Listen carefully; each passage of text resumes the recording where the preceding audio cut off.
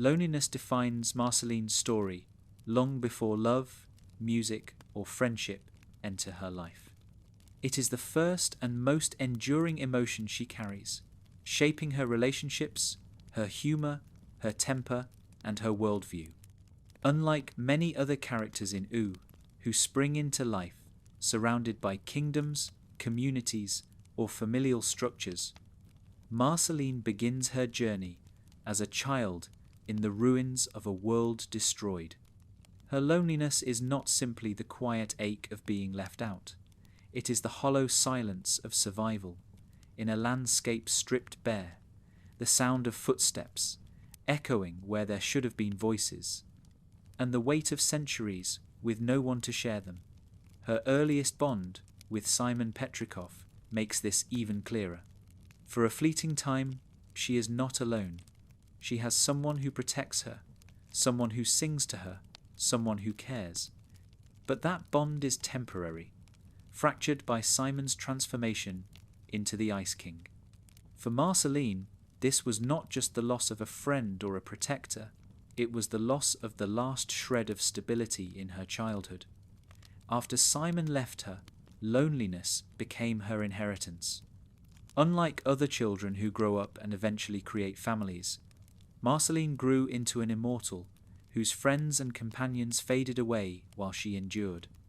She did not choose solitude, solitude chose her, and she adapted because she had to. Her loneliness is also reflected in her physicality. Marceline's design emphasizes isolation, a pale vampire queen, often floating above the ground, slightly removed from the world below. Where Finn and Jake are always running, wrestling, or laughing together, Marceline is most often shown hovering at a distance, watching, teasing, or singing. Even when surrounded by others, there is something slightly apart about her, a suggestion that she belongs, but never fully fits. She is at once part of Oo and separate from it, belonging to no single kingdom or culture. Loneliness, however, is not always a curse in her story. At times, Marceline embraces it as freedom.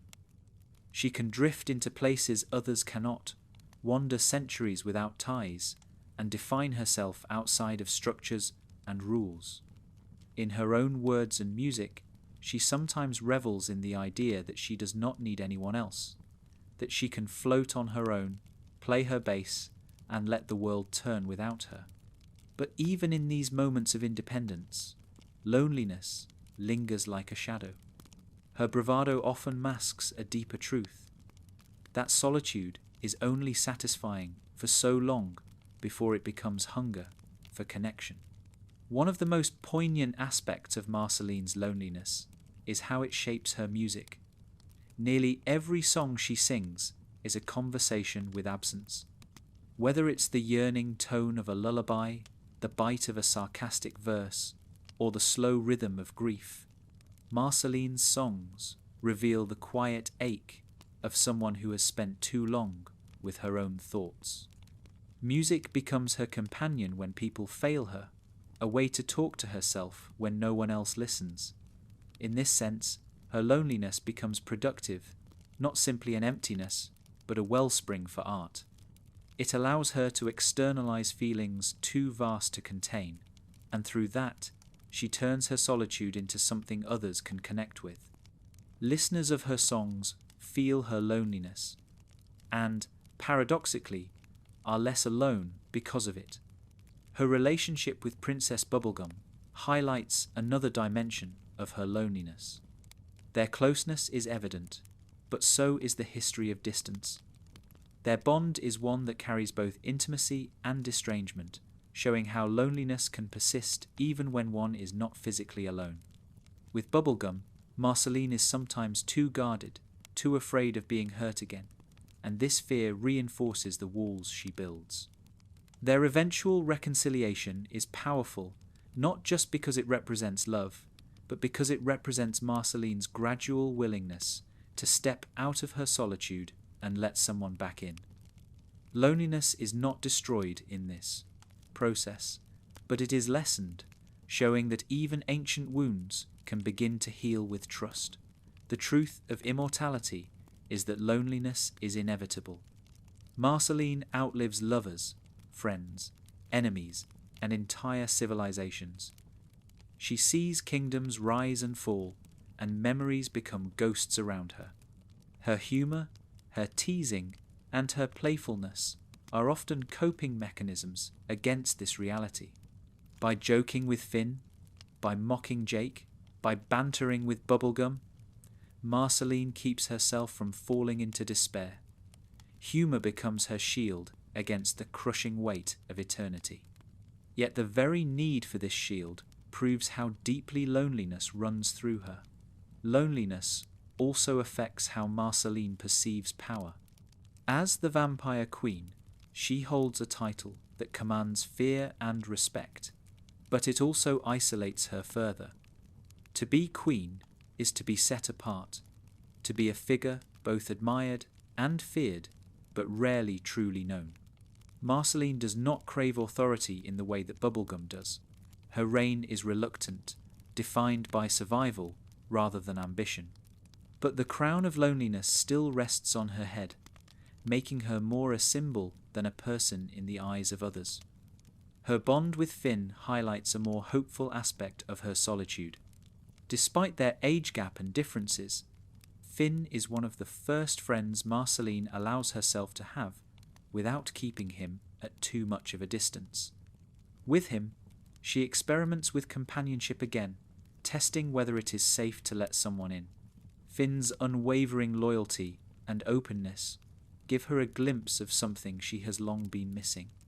Friendship, not clouded by the weight of centuries. Through him, Marceline learns that loneliness is not inevitable, that connection can still be found even in unexpected places. Perhaps the most heartbreaking face of Marceline's loneliness is her connection to Simon. No matter how much time passes, the memory of their bond remains with her, an eternal reminder of what it means to lose someone. Unlike Finn or PB, Simon represents the unfillable void of her past, a wound that cannot be fully closed. When she sees the Ice King, fragments of Simon flicker through, and she feels the weight of both recognition and estrangement. This is loneliness at its cruelest, when the person you love is still physically present but mentally gone. For Marceline, Simon is not just a memory, but a haunting, a living embodiment of the loneliness she has carried since childhood. Loneliness in Marceline's story is not static. It changes with her, evolves with her relationships, and shapes how she navigates the world. At times, it hardens her, making her sharp-tongued and defensive. At other times, it softens her, allowing vulnerability and tenderness to break through. What makes her loneliness so compelling is that it is never completely resolved. Even in moments of happiness, even when she sings joyfully with friends, there is always the quiet suggestion that loneliness lingers in the background, waiting. But perhaps that is the philosophy of loneliness in Marceline's life. It is not something to be erased, but something to be carried. In her, loneliness becomes an emotion that does not destroy but teaches. It teaches resilience, independence, empathy, and artistry. It is because of her loneliness that she treasures love when it arrives, that she values trust when it is earned, and that she never takes companionship for granted. Her solitude gives her songs meaning, her relationships depth, and her story power. In the end, Marceline's loneliness is not simply sadness. It is a reminder of her humanity, the part of her that, despite demon blood and vampire fangs, makes her deeply relatable to anyone who has ever felt left out, forgotten, or misunderstood. Through her loneliness, viewers of Adventure Time see their own struggles mirrored and find comfort in knowing that even a 1,000-year-old vampire queen feels the same ache. If loneliness is Marceline's shadow, then love is the light that cuts through it. Love in Marceline's story is not simple or sweet. It is tangled, messy, and often painful. Yet it is also what grounds her, what heals her, and what defines her most enduring bonds. As one of the most emotionally complex characters in Oo, Marceline embodies many different forms of love: romantic, platonic, familial, and artistic. Each version reveals another face of her, showing not only how she gives love, but also how she struggles to accept it. To understand Marceline's love, one must first understand its scarcity. After the Mushroom War and the loss of her mother, Marceline's childhood was starved of safety and affection.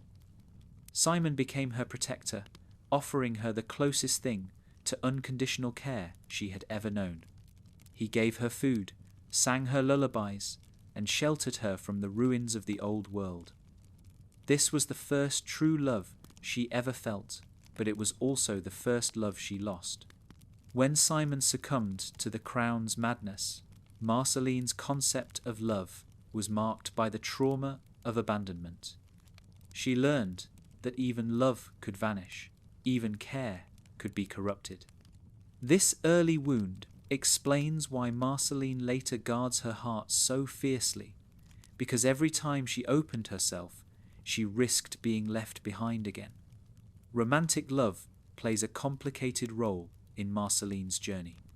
Her bond with Princess Bubblegum is the clearest example, a relationship that begins with closeness, fractures into distance, and eventually heals into something enduring. The love between Marceline and Bubblegum is not defined by easy declarations, but by years of tension, regret, and reconciliation. Marceline loves fiercely, but fears vulnerability. Bubblegum, in turn, struggles to balance her own walls of responsibility with the need for intimacy. Their love story is one of patience, compromise, and mutual growth. It is not a fairy tale romance, but a lived-in one, filled with mistakes and forgiveness. When they finally come together openly, it is powerful because it feels earned. It shows that love, for Marceline, is not about perfection. It is about persistence, the willingness to fight through pain to keep someone in your life. But Marceline's love extends beyond romance. Her love for Simon is one of the most profound relationships in the series. Even after centuries, even after his mind has been broken by the crown, Marceline still holds him in her heart. She sees through the madness of the Ice King to the man who once carried her through a devastated world. This love is not romantic, but it is deeply personal, an eternal tether that neither time nor magic can sever. It is a love rooted in memory, sacrifice, and gratitude. And it demonstrates Marceline's ability to remain loyal even when everything else falls apart. For her, Simon is not just a figure of the past, but a permanent reminder of what it means to love and lose. Familial love also shapes Marceline in complex ways. Her relationship with her father, Hunson Abadir, is filled with resentment and disappointment. Hunson's neglect and exploitation left her scarred, and for much of her life she resists any attempt to reconcile with him. Yet the very intensity of her anger toward him proves how deeply she once desired his affection. Even when she pushes him away, her feelings are rooted in love unmet and expectations betrayed. In time, Marceline comes to terms with who he is, not by forgiving everything, but by learning to accept the limits of his capacity to care. This evolution shows her growth. Love does not always mean reconciliation, but sometimes it means choosing peace with the unresolved. Marceline also demonstrates love in friendship. Her bond with Finn is a perfect example. She sees him as a younger brother, a companion in adventure, and someone she can be playful with without fear of judgment. Their friendship reveals a softer side of her, a willingness to teach, tease, and share in ways she often denies herself with others. Similarly, her respect for Jake highlights a quieter form of love, mutual trust, and camaraderie without the need for constant display. These friendships might not carry the intensity of her ties to Bubblegum or Simon, but they represent how love can exist in simple, consistent acts of companionship. Music is another vessel of Marceline's love. Her songs often sound like confessions, messages meant for people who may never fully hear or understand them. She writes for Simon, for Bubblegum, for herself, for the memories she cannot let go of. Music is how she externalizes her feelings, offering love in the form of melody when words fail. In this way, her music is not only an act of self-expression, but an act of devotion.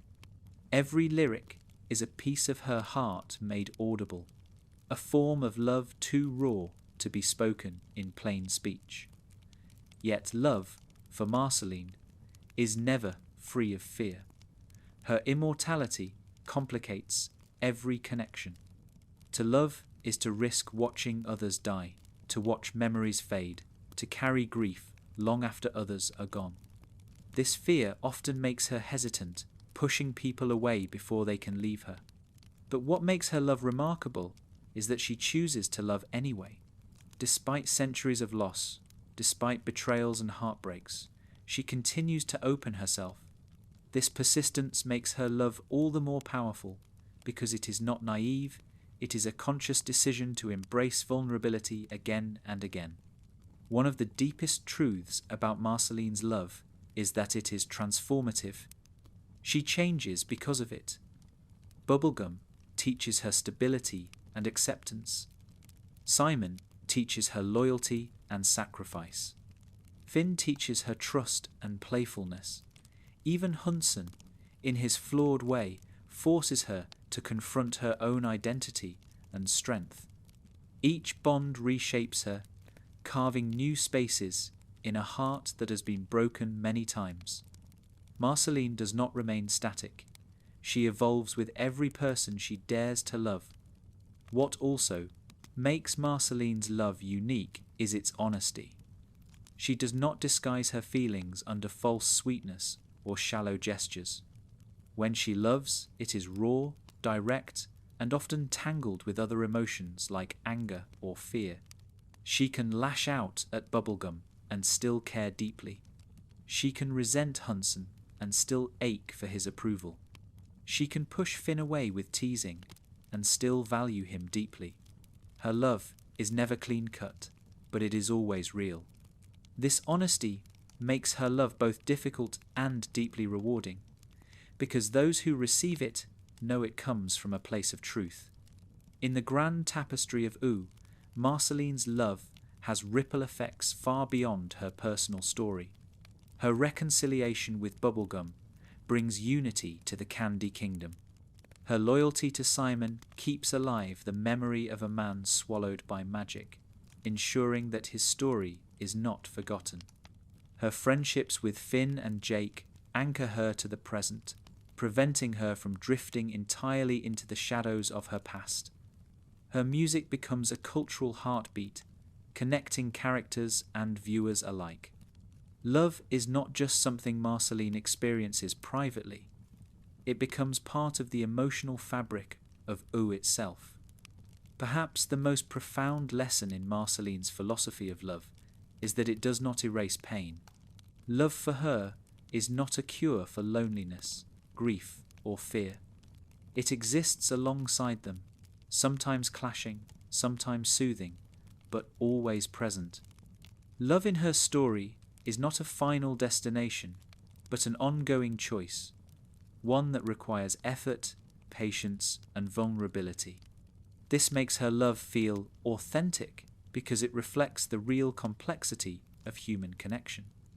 In the end, Marceline's love is the counterbalance to her loneliness. Where loneliness isolates, love draws her back. Where loneliness silences, love gives her voice. Where loneliness makes her float above the world, love pulls her down to earth, reminding her that she is not untouchable, not unreachable, not unloved. Her love is imperfect, scarred and complicated, but it is also fierce, resilient, and lasting. It is the emotion that allows her to survive not just centuries of solitude, but also the endless cycles of loss and renewal that define immortal life. Through Marceline, Adventure Time shows that love is not about avoiding pain, but about embracing it, accepting that to love is to risk loss, but also to find meaning. Her story teaches that love is not diminished by scars. If anything, it is made stronger by them. And that is why Marceline's love, in all its many forms, endures as one of the most powerful emotional threads in Oud.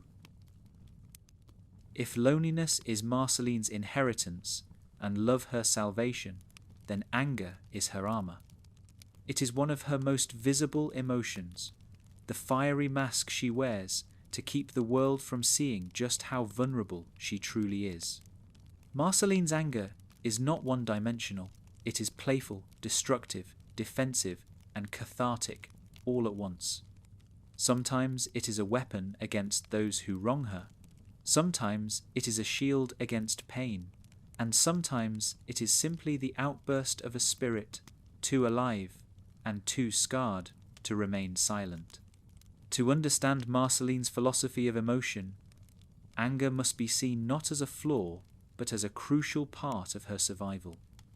From the earliest moments of her story, anger is tied to loss. Abandoned by her father's neglect and separated from Simon's care, Marceline learns to lash out as a way of asserting control in a life defined by abandonment. For a child who had so much taken from her, anger became the one thing that was hers alone, the one emotion that reminded her she was not powerless.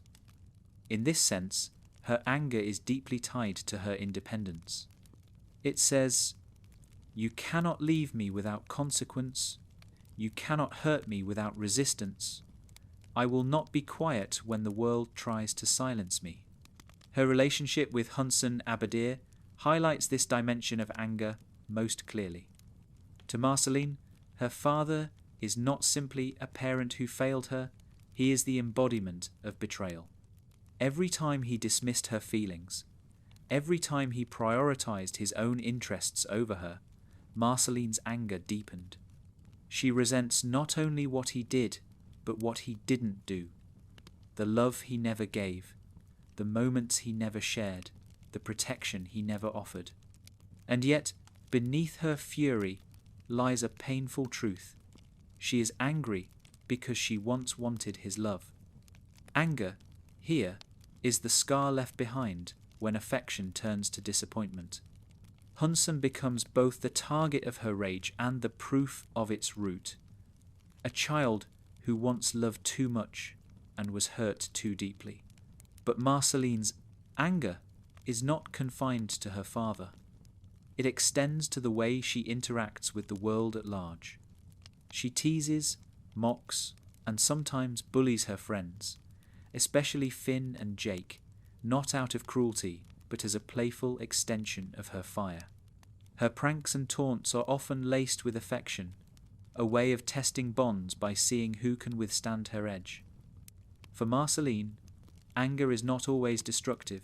It can be mischievous, even intimate. By sparring verbally or physically with her friends, she expresses connection in a language that feels natural to her. Those who understand her know that her sharpness often hides a desire for closeness. Anger also manifests in Marceline's music. Many of her songs pulse with frustration, bitterness, and defiance. Lyrics that cut, melodies that burn, these are not accidents, but intentional releases of emotion.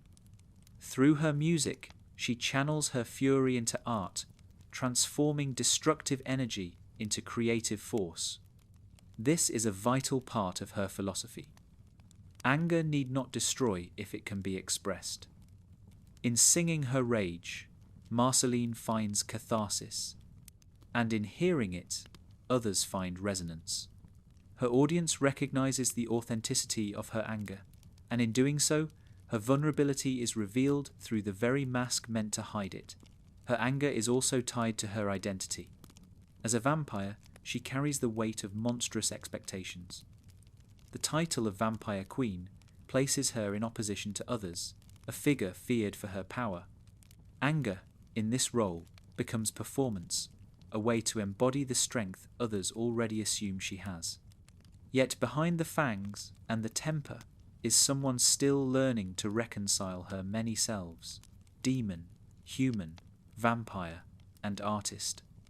Anger is the glue that holds these pieces together, a unifying flame that says she does not need to fit neatly into anyone's box. She does not apologize for being complicated. Instead, she burns brightly enough that no one can ignore her. In her relationship with Princess Bubblegum, anger often erupts as a stand-in for vulnerability. When she feels hurt by Bubblegum's choices, she rarely admits her pain directly. Instead, she lashes out. Anger allows her to say what love makes too raw. The quarrels between them, though sharp, are never meaningless. They are the sound of two people who care enough to fight, whose emotions run so deep that silence is impossible. For Marceline, anger toward Bubblegum is proof of how much she values her, because indifference, not fury, is the opposite of love. Over time, their ability to survive and learn from these conflicts shows how anger, when tempered by trust, can become a path to intimacy. Anger also reveals Marceline's protective instincts. When her friends are threatened, her fury becomes a shield. She will not tolerate harm against those she cares for, and her outbursts in these moments are not selfish, but selfless. Here, anger transforms into courage, a force that defends rather than destroys. In battles against foes who endanger U, Marceline's wrath is not reckless but righteous, channeled into strength that protects rather than isolates. This demonstrates the dual nature of her anger.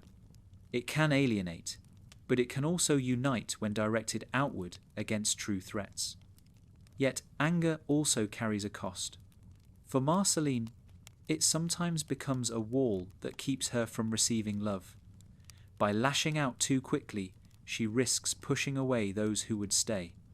By using anger as her first response, she avoids the vulnerability of admitting fear, sadness, or longing. In this way, her anger is both armor and barrier. It keeps her safe, but also keeps her isolated. Much of her growth across the series lies in learning when to lower her defenses, when to let love in, despite the risk of pain. What makes Marceline's anger so compelling is its honesty. She does not bottle it up, does not pretend to be endlessly cheerful. She allows herself to rage, to shout, to sing her frustrations. This honesty makes her relatable, because it shows that anger is not something shameful, but something human. Everyone experiences fury. Marceline teaches that it can be embraced, expressed, and even transformed into something meaningful. Her anger is not a flaw to be erased, but a truth to be understood. There is also a philosophical dimension to her rage. It is her way of resisting despair. In the face of centuries of loss, loneliness, and grief, anger becomes energy. It prevents her from sinking into silence, keeps her moving, keeps her alive. In this sense, her anger is not destructive, but sustaining. It is a refusal to be crushed by the weight of immortality. Better to rage, she seems to say, than to fade quietly into sorrow. The duality of her anger, destructive yet protective, isolating yet connective, reflects the complexity of her character as a whole. Marceline is never one thing, never reducible to a single role.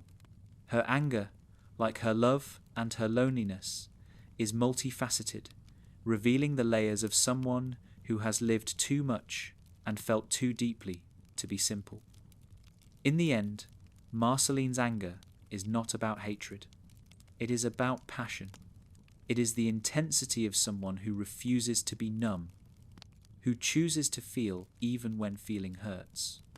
Her anger is proof that she is alive, that her heart still beats, that she still cares. And in this way, her fury is not her weakness, but her strength. It is the fire that keeps her going, the spark that lights her songs, the force that defends her friends, and the emotion that, when finally balanced with love and trust, allows her to be fully herself. For all of Marceline's bravado, all her laughter and anger and music, fear remains one of the most intimate forces in her life. Fear is the silent current beneath her humour, the trembling note behind her songs, the hidden hesitation in her relationships. Unlike her loneliness, which is outwardly visible, or her anger, which erupts loudly, Marceline's fear is often masked. It is subtle, lived quietly in the pauses of her speech or the walls she builds around her heart. To understand Marceline is to see how fear, though rarely admitted, shapes nearly every choice she makes. The greatest fear Marceline carries is the fear of loss. Immortality magnifies this terror beyond what most can comprehend. To live forever means watching others disappear, friends aging into dust, kingdoms crumbling into ruins, memories fading into shadows. For someone who treasures connection as deeply as she does, the inevitability of loss makes every bond both precious and dangerous. Loving someone is a risk, losing them is a certainty. Marceline's fear of this cycle often drives her to push people away before they can leave her. It is easier, in her mind, to be alone by choice than to be abandoned against her will. This fear is clearest in her bond with Simon.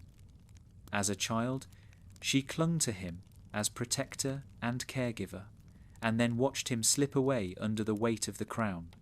The transformation of Simon into the Ice King was not just the loss of a father figure, it was the cruelest confirmation of her deepest fear that those she loves will always vanish, one way or another. That trauma shaped her permanently. Every time she grows close to someone, Simon's absence echoes in her mind, whispering that history will repeat itself. Even centuries later, seeing the Ice King sparks not only anger but fear. The fear that the man she loved is gone forever, the fear that she cannot save him, the fear that she will never again hold what she once had. Her fear of loss is mirrored in her relationship with Princess Bubblegum. Marceline loves her, but that love is tempered by hesitation. Time and again, she hesitates to be fully vulnerable, because to do so would mean risking heartbreak. When their bond fractures, Marceline's fear is confirmed. Intimacy does not guarantee permanence. Even after they reconcile, the fragility of love still haunts her. With Bubblegum, her fear is not of death, but of distance, of choices and responsibilities pulling them apart. This anxiety reflects a broader truth in Marceline's story, that love does not eliminate fear, but rather coexists with it, making every step toward intimacy both brave and terrifying. Marceline's fear also extends to her identity. Half demon, half human, and later vampire, she is a blend of contradictions. Her fear is not only that others will reject her for what she is, but also that she herself may never fully know who she is. This uncertainty is amplified by immortality. Centuries of shifting roles and titles blur her sense of self. Am I a monster? Am I a queen? Am I a daughter? Am I a friend? Fear of never answering these questions haunts her, feeding her insecurities and sometimes driving her to lash out defensively. She fears being defined by others, yet she also fears not being defined at all. Her powers, too, carry fear. Marceline is immensely strong, capable of draining life and wielding destructive force. While she often jokes about these abilities, beneath the humour lies unease. She fears hurting those she cares about, fears becoming the very monster others assume her to be. Power, for Marceline, is not only a gift but a burden. It places her in constant tension. She can protect, but she can also destroy. This duality terrifies her, and so she often masks it with irreverence, pretending not to care, when in truth she is constantly aware of what her strength might cost. Her fear is not always grand or cosmic.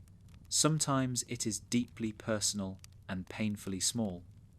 She fears abandonment, rejection, and being misunderstood. She fears opening her heart only to have it dismissed. These are fears that manifest in her teasing and sarcasm. By mocking others first, she shields herself from the possibility of being mocked. By pretending not to care, she masks how deeply she cares. This strategy does not erase her fear, but it gives her control over it, allowing her to laugh even when she trembles inside. One of the most poignant aspects of Marceline's fear is how it intertwines with her creativity. Her songs often carry the quiet undercurrent of dread. Fear of being alone, fear of losing love, fear of fading into memory. By putting her fear into music, Marceline transforms it into something beautiful, something others can share. This act does not destroy the fear, but reframes it, making it communal rather than isolating. Listeners recognize themselves in her fears, and in that recognition, her vulnerability becomes strength.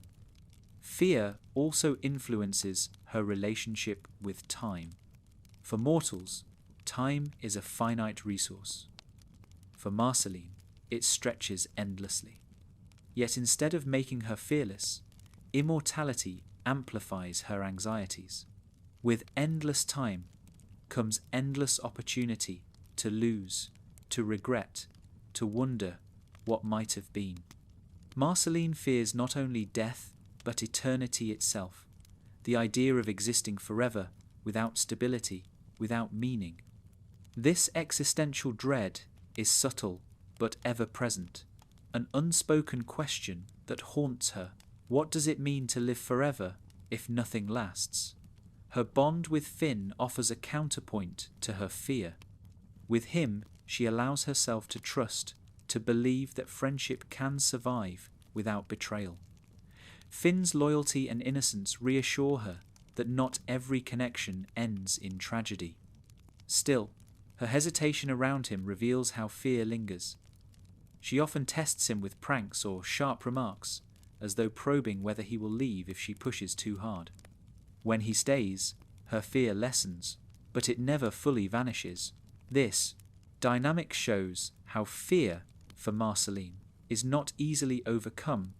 It must be faced again and again in each relationship she dares to form.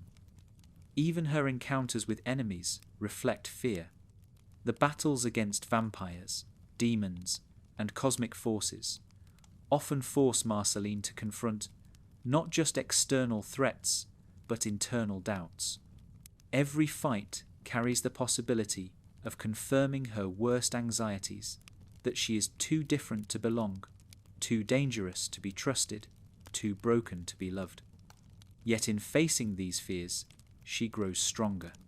Fear does not paralyze her, it challenges her, pushing her to redefine who she is and what she stands for. At its core, Marceline's fear reveals her humanity.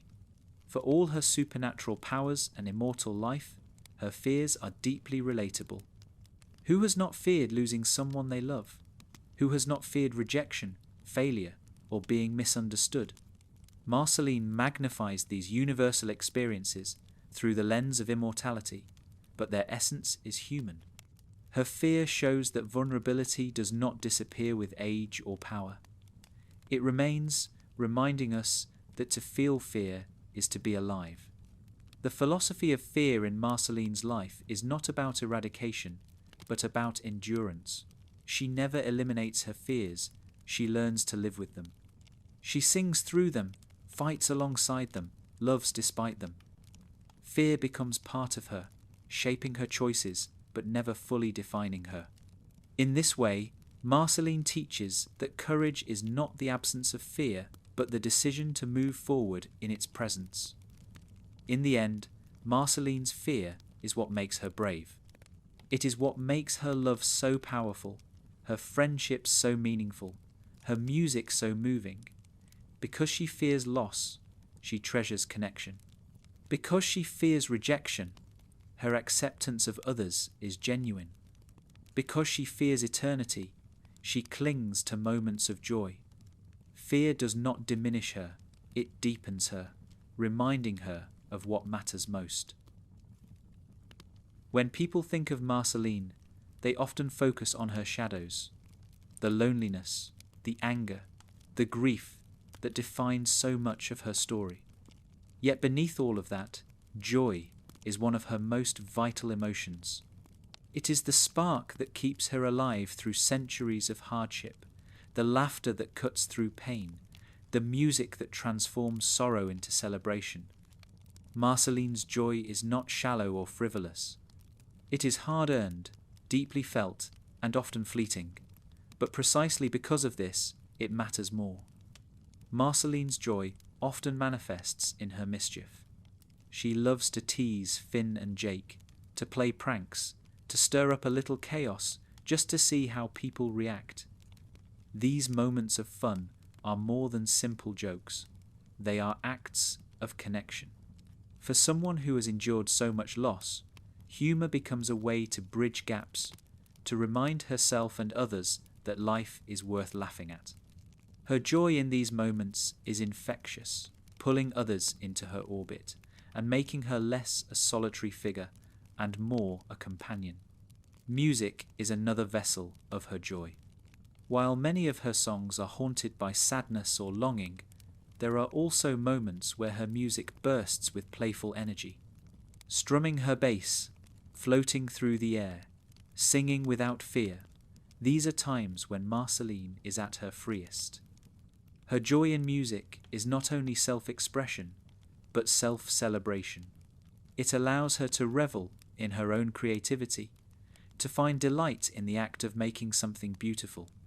Even when her lyrics are sharp or bittersweet, the act of performing them fills her with a vibrancy that cannot be mistaken for anything else. Marceline's joy is often tied to friendship. Around Finn and Jake, she allows herself to relax, to be silly, to let her guard down.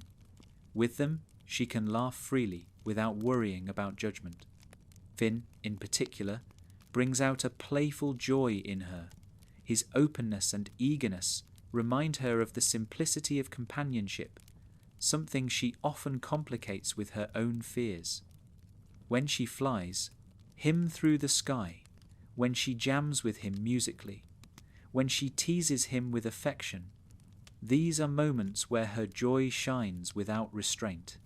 Her relationship with Princess Bubblegum also reveals joy in subtler, more intimate ways.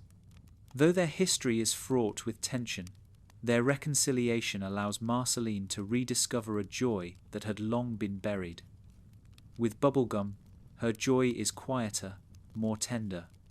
It emerges in the way they look at each other, in the comfort of shared space, in the unspoken relief of being understood. For Marceline, this kind of joy is rare, not the loud burst of laughter, but the soft glow of knowing she is loved and accepted. That serenity is perhaps the deepest joy she can experience. Immortality makes joy complicated. On one hand, it can seem fleeting compared to the endless stretch of time. On the other, it makes those moments of happiness even more precious. For Marceline, joy is never taken for granted. She knows how fragile it is, how easily it can vanish. This awareness makes her laughter sharper, her smiles brighter, her playfulness more meaningful. When she finds joy, she savours it, because she knows it is a rare and powerful antidote to centuries of solitude. Another aspect of her joy is its rebellious nature. Marceline takes delight in defying expectations.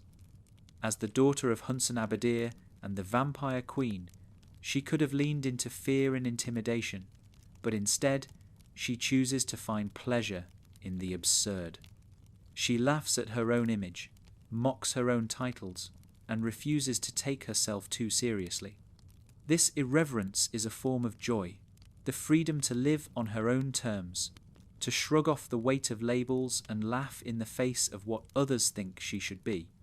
Her joy is also tied to her creative spirit. Beyond music, Marceline enjoys play itself, the act of goofing off, of embracing silliness, of refusing to let the heaviness of life dominate her. In a world as strange and sometimes bleak as Ooh, this capacity for joy is revolutionary.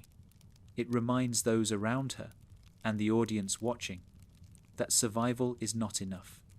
To truly live, one must also laugh, play, and savour beauty. At times, Marceline's joy can even be mischievously dark. She delights in scaring Finn, in using her vampire form for a prank, in pushing boundaries just enough to make others squirm. This might seem cruel on the surface, but it is actually another form of bonding. By laughing together, even at fear, Marceline creates intimacy. She transforms potentially frightening moments into shared jokes, teaching others and herself that even darkness can be fun. Marceline's joy also reveals itself in resilience. Despite everything she has endured, loss, betrayal, centuries of solitude, she still finds reasons to smile. That capacity to generate joy out of hardship is one of her greatest strengths. She does not deny pain, but she refuses to let it define her entirely. Her joy becomes a rebellion against despair, a refusal to be consumed by sorrow. In this way, her laughter is not naive, but courageous, proof that she has chosen life over numbness.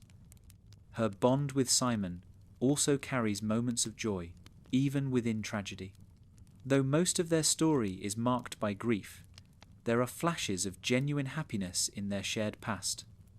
Those memories, however painful, still bring warmth to Marceline. They remind her that even in the bleakest times, love and joy were possible. This duality, joy within grief, is central to her character. She never experiences happiness in a vacuum. It is always layered with the knowledge of loss. Yet, instead of weakening her joy, this makes it more powerful, more deeply felt. Marceline's joy is not only personal, but communal. Her presence in Ooh spreads happiness to those around her. Whether it's making Finn laugh, helping Jake lighten up, or inspiring Bubblegum to let go of her rigidity, Marceline's joy ripples outward. She may not always recognize it, but she is a source of light to others, just as they are to her.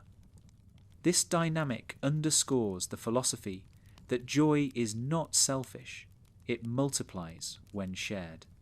Even in the grand conflicts of Ooh, Marceline's joy has a role. She fights not only to survive, but to preserve a world where laughter and music can continue. Her victories are not just about defeating enemies, but about protecting the possibility of joy itself. This ties her personal happiness to the fate of Ooh as a whole. In a land filled with danger and darkness, Marceline's laughter is a reminder that joy is a form of resistance, a refusal to let despair win. What makes Marceline's joy so compelling is that it never erases her other emotions.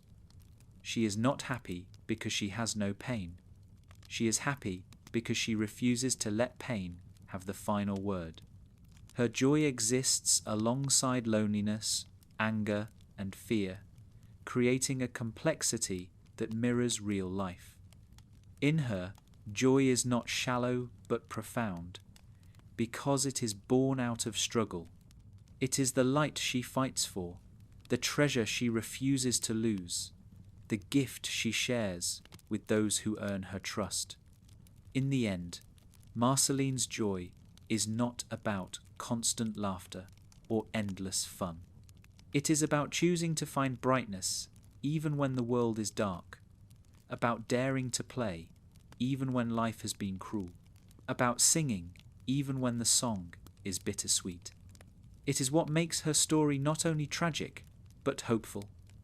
Through her joy, Marceline proves that survival is not enough.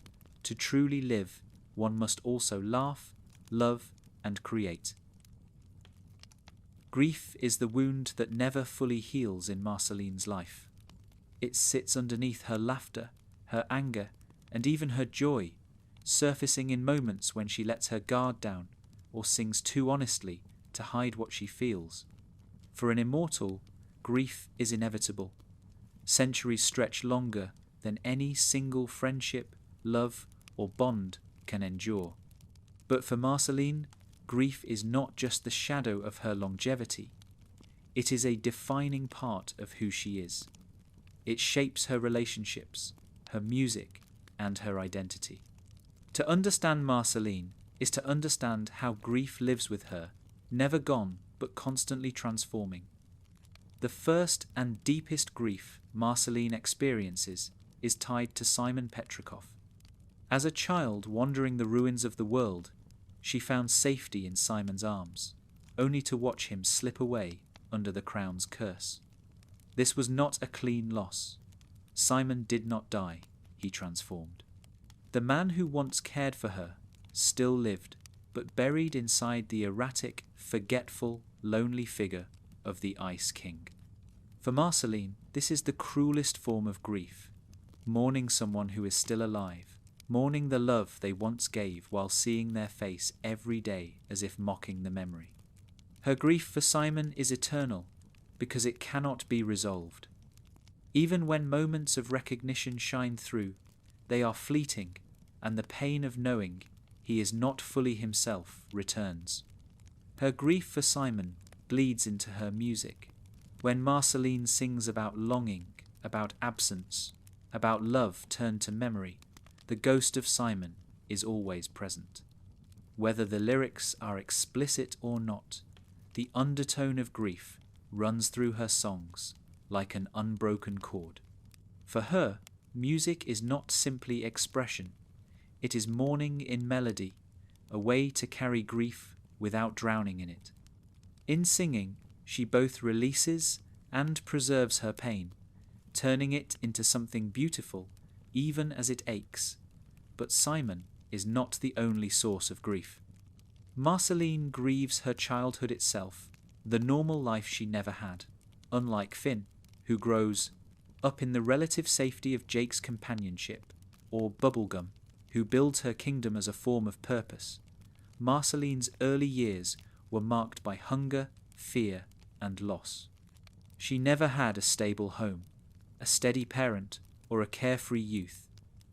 The absence of these experiences becomes its own form of grief, mourning not someone she lost, but the life she never lived. That void lingers in her, fueling her sarcasm and her occasional resentment toward those who seemed to have what she was denied. Her relationship with her father, Hunson Abadir, is another source of grief. Though she lashes out at him with anger, underneath lies sorrow for the bond they never formed. She grieves the father he never was, the care he never gave, the affection she once hoped for but never received. Her fury at his neglect is inseparable from her grief. It is easier for her to be angry than to admit how much it hurts. In this sense, grief does not only follow death, it follows disappointment, betrayal, and unmet longing. Marceline's grief for her father is a constant reminder that some losses are not about absence, but about presence without love. Grief also surfaces in her romantic life, particularly with Princess Bubblegum. Their bond is deep and enduring, but it is also marked by years of estrangement. During those years apart, Marceline grieved what they once had. Even though Bubblegum was alive and thriving, Marceline felt the hollow ache of absence. The grief of losing someone emotionally, even if they remain physically present, is one of the most painful experiences she endures. When they reconcile, it is powerful, not just because of regained love, but because of the relief of grief lifting, if only partially. That reunion shows that grief can sometimes be reversed, but only after long years of silence and pain. As a vampire, Marceline also carries grief tied to her own nature. Every life she touches is finite except her own. Every friend she makes will eventually fade, while she remains. This creates a cycle of repeated mourning that stretches across centuries. Where mortals grieve occasionally, Marceline grieves endlessly. This grief is not always loud. Often it is quiet, a background hum in her life, a weariness in her eyes when she remembers too much. Immortality, for her, is less about power than endurance, and what she endures most is grief. Her grief, however, is not paralyzing. Marceline transforms it into resilience. She does not stop loving, even though she knows she will lose. She does not stop laughing, even though sorrow sits in her heart. Her grief becomes a companion, one she has learned to live with rather than fight against. This acceptance is part of her wisdom. Grief is not something to be overcome, but something to be carried. By carrying it, she honors the people and the memories that shaped her. One of the clearest symbols of Marceline's grief is Hambo, the stuffed toy Simon gave her. For her, it is not just a keepsake, but a fragment of love preserved. Holding Hambo means holding Simon, holding childhood, holding the safety she once knew. When she risks everything to reclaim it, it shows how grief crystallizes into objects, how memory can be bound up in something physical. To outsiders, it may seem trivial. To Marceline, it is everything. This attachment reveals that grief is not only emotional, but tangible, living in the objects and places tied to those we have lost. Marceline's grief also carries a universal message. It connects her to others. Though she is immortal and otherworldly, her grief makes her deeply human. Everyone who has lost someone can recognize themselves in her. This is why her songs resonate so strongly with both characters in U and the audience watching. Through her grief, she becomes relatable, a mirror of the universal human experience of loss. The philosophy of grief in Marceline's life is not about moving on, but about moving forward. She never forgets Simon, never stops mourning. Her childhood never erases the scars of her father's neglect, or her years apart from bubblegum. These griefs remain with her, but they do not define her entirely.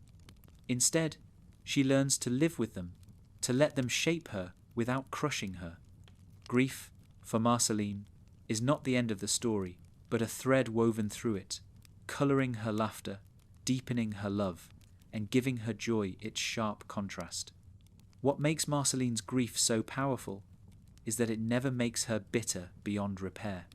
Even after centuries, she still chooses to love, still chooses to trust, still chooses to sing. Grief could have hardened her into silence, but instead it made her voice louder. It could have turned her away from people, but instead it made her cherish them more fiercely. It could have made her numb, but instead it made her vibrant. This is perhaps her greatest triumph. Grief did not diminish her humanity, it intensified it. In the end, Marceline's grief is not something to be solved. It is something to be acknowledged, honoured, and shared. Through her grief, she teaches that loss is not a weakness, but a testament to love. We grieve because we cared, because something mattered, because someone left an imprint that cannot be erased. Marceline embodies this truth more than any other character in U. She is the vampire queen who has seen centuries pass, yet her heart still aches for the people she loved. And in that ache, in that willingness to keep feeling despite the pain, lies her deepest strength. For Marceline, nostalgia is not a gentle longing for the past, it is a haunting. Where some characters look back on memory with warmth, Marceline feels the weight of centuries pressing against her. Nostalgia, for her, is bittersweet, equal parts comfort and torment. It is the melody she cannot stop humming, the faces she cannot forget, the ruins she cannot pass without remembering. Unlike mortals, who carry nostalgia for childhood or a few decades gone, Marceline bears nostalgia for lifetimes, for worlds that no longer exist, for people long dead. It is one of her most defining emotions, and one that explains both her melancholy and her art. At its core, nostalgia in Marceline's life begins with Simon. He is not just a figure of love and grief, he is the centerpiece of her memories. Every recollection of him carries both safety and loss. She remembers the way he cared for her, the songs he sang, the toys he gave, but also the pain of his transformation. Nostalgia makes Simon eternally alive in her heart, but it also keeps her wounds open. She cannot let go of him, nor would she ever want to. This duality is what makes her nostalgia so potent. It preserves what she treasures, but also ensures that the pain never fades. Objects, for Marceline, become anchors of nostalgia. Hambo is the clearest example, a stuffed toy turned relic of memory. To most, it is just cloth and stuffing, but to Marceline, it is Simon's love made tangible.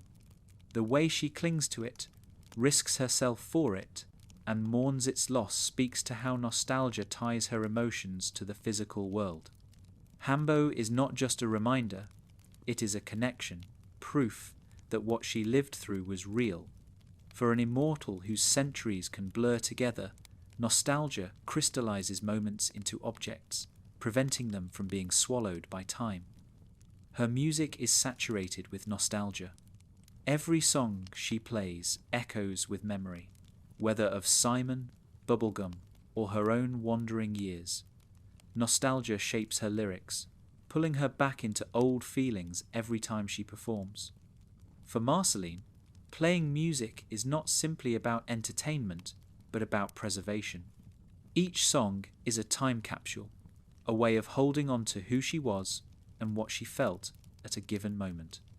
Unlike photographs or journals, music allows her to re-experience the emotion, to live inside it for the span of a performance. But this also means that every time she sings, she risks reopening old wounds. Nostalgia is never just comfort, it is remembrance with sharp edges. Her relationship with Princess Bubblegum also carries deep nostalgia. Their years of distance were marked not just by estrangement, but by Marceline's quiet longing for what once was. She remembers their closeness, their shared moments, their bond that was lost. Nostalgia makes her reluctant to let go of those memories, even when they hurt. When they finally reconcile, nostalgia transforms from sorrow into renewal. The memories of their past become the foundation for a new future. In this way, nostalgia is not always about clinging to what is gone. It can also be about carrying the best of the past into the present. Immortality complicates nostalgia in Marceline's life. For mortals, nostalgia is a temporary ache, a reminder of time slipping away. For Marceline, nostalgia can become overwhelming because there is so much to remember. Centuries of people, places, and moments pile up in her mind. The ruins of U are not just history to her, they are personal. She walked those wastelands as a child, saw kingdoms fall, lived through battles long forgotten. Every stone and shadow carries memory. This constant reminder of what has passed makes nostalgia inescapable. Unlike others who can leave the past behind, Marceline lives in a world that physically reminds her of what she has lost. At the same time, nostalgia is one of her most humanizing traits. Despite her supernatural powers and her immortal life, she cherishes keepsakes, songs, and moments, just like anyone else. This vulnerability makes her relatable. The audience recognizes themselves in her, the way a song can pull you back to a moment, the way an object can feel like the past made present, the way certain places trigger emotions you thought you had buried. Marceline magnifies these experiences, but their essence is universal. Her nostalgia also explains her ambivalence towards change. While she adapts, fights, and grows, there is always a part of her reluctant to move forward. She clings to Hambo, to Simon's memory, to the past with bubblegum, because they give her continuity in a world that constantly shifts. This makes her hesitant to embrace new beginnings, afraid that doing so would erase what came before. Nostalgia, in this sense, can hold her back, making her linger in old wounds instead of stepping fully into healing. Yet even in this hesitation, she shows a profound truth. Memory is not something easily released.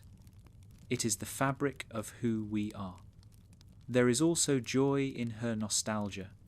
When she recalls Simon with fondness, when she sings a song that brings back happy memories, when she remembers times of love with bubblegum, nostalgia becomes a source of comfort. It is not always sorrowful, it can be tender, reminding her that even in a world filled with loss, there were moments of warmth worth cherishing. For Marceline, nostalgia allows her to keep those moments alive, ensuring that they are never completely gone. The philosophy of nostalgia in Marceline's story is that it is both a burden and a gift. It binds her to grief, but also to love. It weighs her down, but also gives her meaning. Without nostalgia, Marceline would lose not only her pain, but also her joy. She would become unmoored, a creature drifting through endless time without anchor. Nostalgia gives her continuity, a sense of identity across centuries. It says, "You have lived, you have loved, you have lost, and it all mattered." In the end, Marceline's nostalgia teaches that memory is not something to escape, but something to embrace. It hurts because it is real, because it mattered, because it shaped who she is. Through nostalgia, Marceline carries the past into the present, not as a prison, but as a companion. It makes her songs richer, her relationships deeper, her story more poignant. For all the shadows it casts, nostalgia is also the light that keeps the past alive. Trust is one of the rarest and most fragile things in Marceline's life. For someone who has lived through betrayal, neglect, abandonment, and centuries of change, trust does not come easily.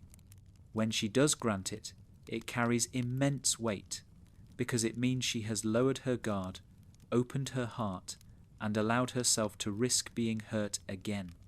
To understand Marceline through the lens of trust is to see both her deepest scars and her greatest growth. From her earliest years, Marceline's ability to trust was fractured. Simon cared for her, gave her stability, and taught her that people could be relied on. But when the crown twisted him into the Ice King, that trust shattered.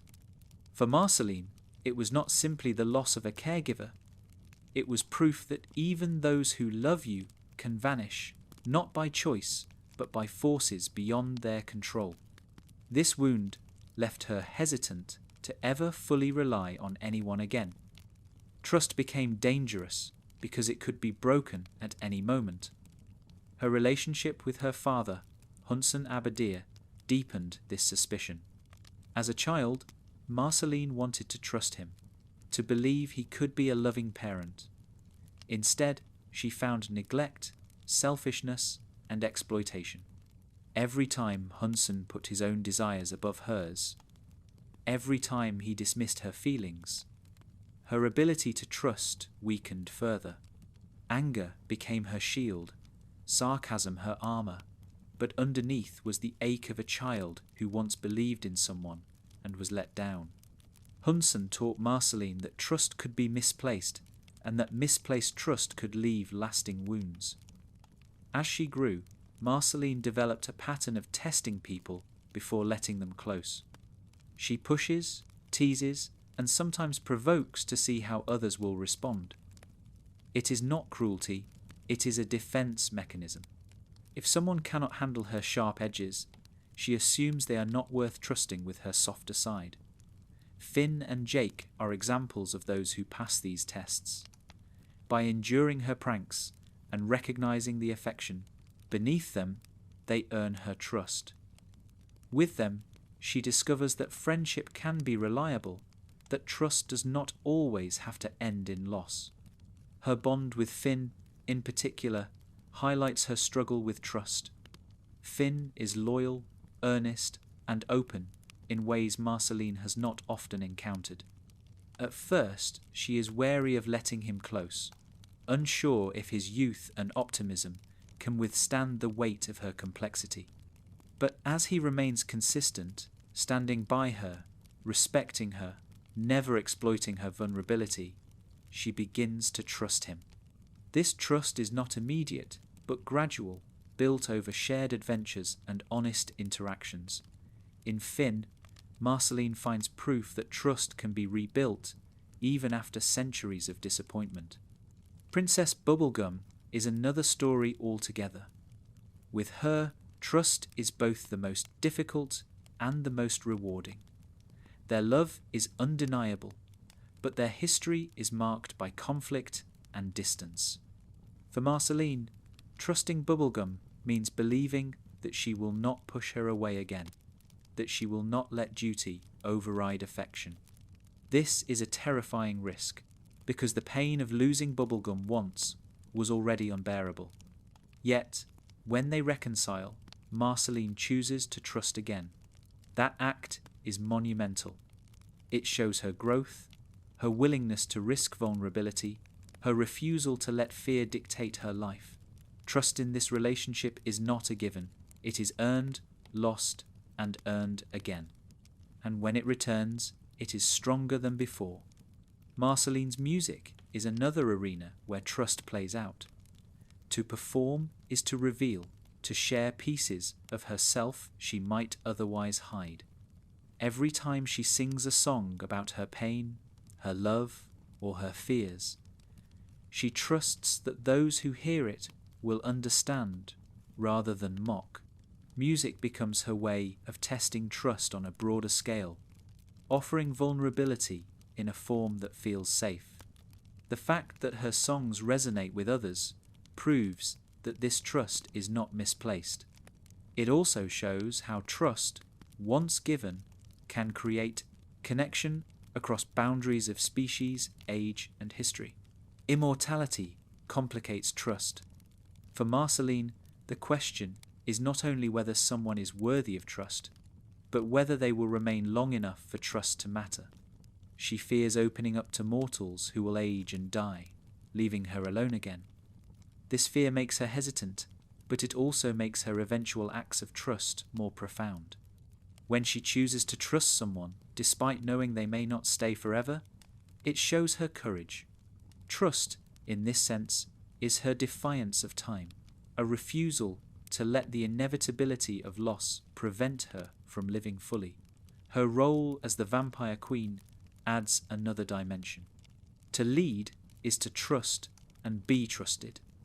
Though Marceline does not seek authority in the way that others do, her title places her in a position where her actions affect others. For her, this is uncomfortable because it forces her to confront the tension between independence and responsibility.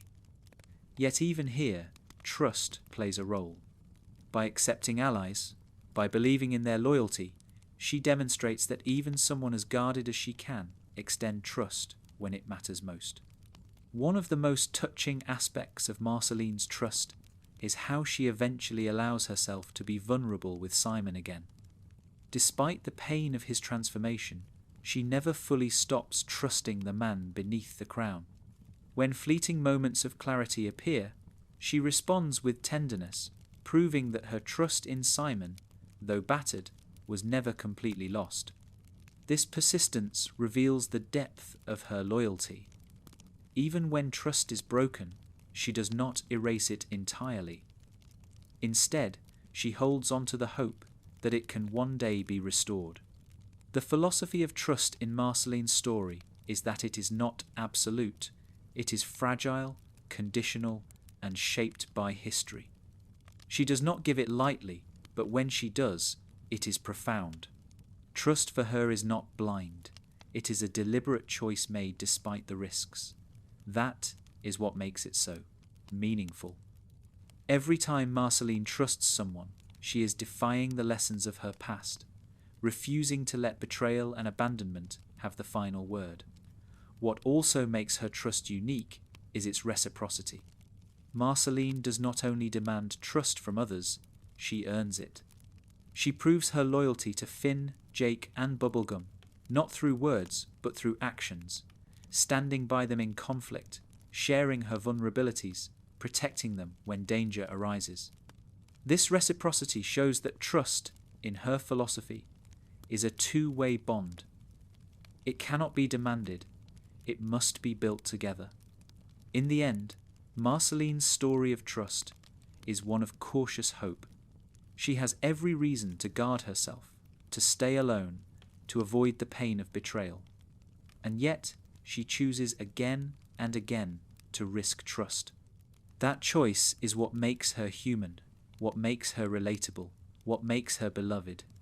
Her trust is not naive, it is brave. It says, "Yes, you may hurt me, but I will not let fear keep me from connection.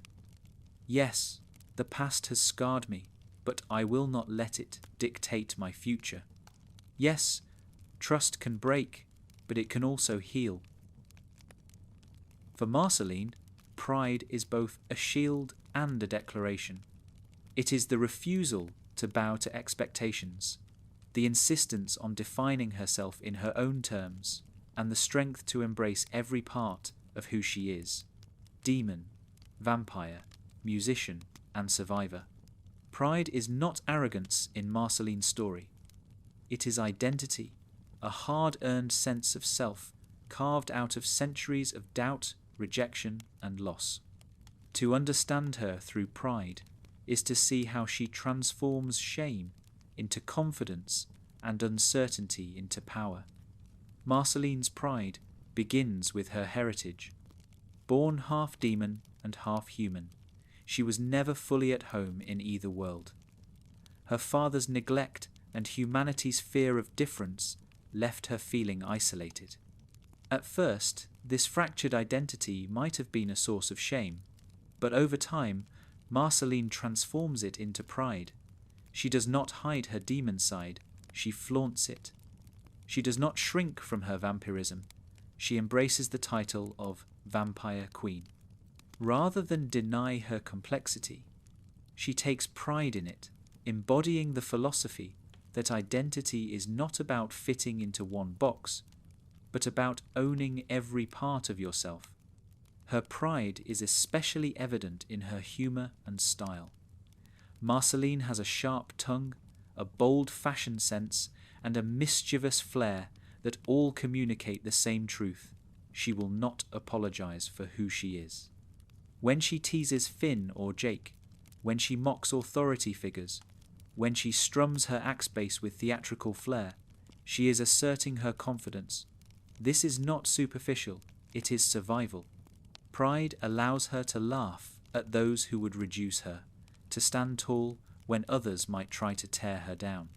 It is her way of saying, "I know who I am, and nothing you do can take that away." Music itself is an act of pride for Marceline. Every song she writes is not just vulnerability, but assertion. She lays her emotions bare, not caring if others find them too raw, too messy, too strange. By putting her heart into her art, she declares that her story matters, her voice matters, her perspective matters. This creative pride is central to her identity. She refuses to silence herself, refuses to be forgotten. In this sense, every performance is both confession and celebration. Her pride is also tied to her relationships. With Princess Bubblegum, pride often complicates their dynamic. Marceline does not want to seem needy or weak, so she masks her vulnerability with sharpness. Her pride sometimes keeps her from admitting how deeply she cares, but it also gives her the strength to demand reciprocity. She does not want to be loved out of pity or obligation. She wants to be loved for who she is, fully and unapologetically. In this way, her pride ensures that her relationships are authentic, even if it makes them harder to maintain. With her father, pride becomes resistance. Hunson Abadir expects her to fit his vision of power, to be a reflection of his dominion over the nightosphere. Marceline refuses. Her pride in being different, in rejecting his selfishness, is what allows her to stand against him. She will not be defined by his failures, nor will she bend to his authority.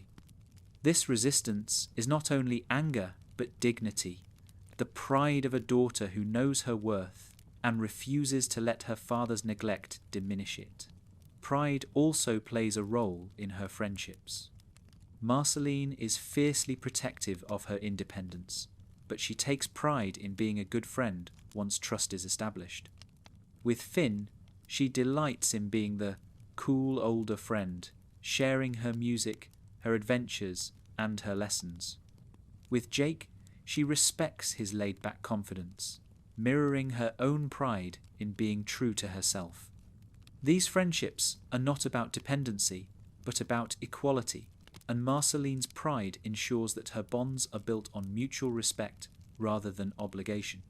Her pride as the vampire queen is a more complicated aspect. She never sought the title for power's sake, but she embraces it once it is hers. Being queen is not about ruling others, but about surviving, thriving, and claiming her place in a world that might otherwise reject her. The title becomes another layer of her identity, one she wears with confidence even as she redefines what it means. She is not a tyrant but a survivor, not a monster but a leader who refuses to hide. In embracing this role, she takes pride in showing that power does not always mean cruelty.